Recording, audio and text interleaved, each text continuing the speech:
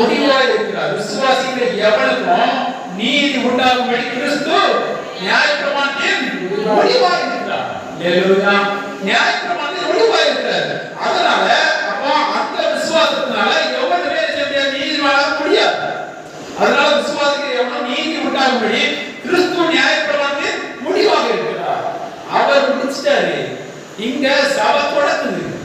அங்க முடிச்சல சபை மத்திய செய்தி தொடக்குது.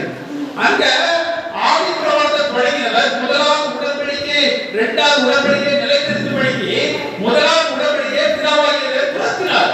ஆனா சபை முதலாவது உடன்படிக்கையை மறுபடியும் கொண்டு வருகிறது. சபைக்குள்ள மறுபடியும் அதை கொண்டு வருகிறது. தேவன் நீக்கினதை மனிதன் கொண்டு வருவதற்கு என்ன தகுதி உண்டு? யார் அந்த அதிகாரத்தை கொடுத்தார்? அதை தான் சொல்ல கள்ள சகோதரர் என்று பவுல் சொல்கிறார். அந்த கள்ள சகோதரர்